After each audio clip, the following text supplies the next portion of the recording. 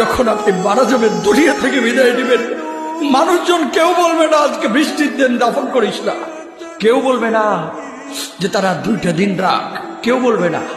কবরের মধ্যে যখন নিয়ে যাওয়া হবে, আপনার স্ত্রীর কথা মনে পড়বে, আপনার সন্তানের কথা মনে পড়বে, আপনার বাবার কথা মনে পড়বে।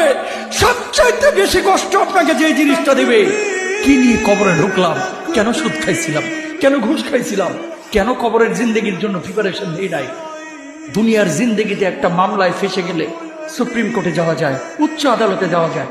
আখিরাতের জিন্দেগিতে কোনো মামলায় ফেসে গেলে পালাবার কোনো আর পথ নাই। চলে যেতে হবে। দালান ঘর, বাড়ি ঘর, টাকা পয়সার জন্য পাগল হয়ে থাকে আমরা, কিন্তু এটা আমার আসল ঘর নয়। যেই গোসলখানাটারে আমি এত সুন্দর করে টাইলস করে ইটালিয়ান ফিটিংস দিয়ে বানালাম, আমার জীবনের শেষ গোসলটা কি ওই গোসলখানায় হবে?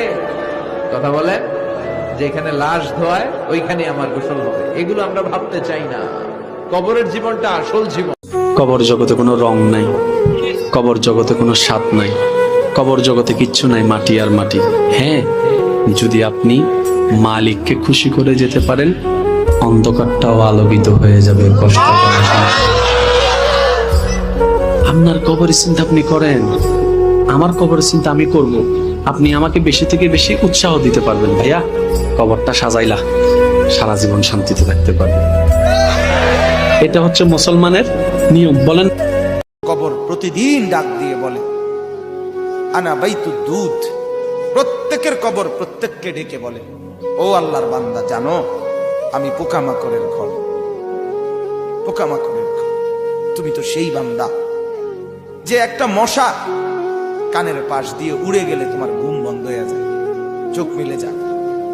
একটা মশার গুনগুন আওয়াজ সহ্য করতে পারো না। একবার কয়েল, একবার অ্যারোসোল, একবার মশারি, এরপরেও তুমি চাও যে একটা মশাও যেন আমার কানের কাছে গুনগুন না করে। তো 5 ঘন্টার ঘুমের জন্য, 6 ঘন্টার ঘুমের জন্য বান্দা এই যত্ন নিলা, অনন্তকাল কিংবা বছরের পর বছর কবরের যে ঘুম দিবা, পড়ে থাকবা সেই ঘরে, পোকা মাকড়ের ঘর, সেই ঘরে তুমি ঘুমাইবা কেমনে, থাকবা কেমনে?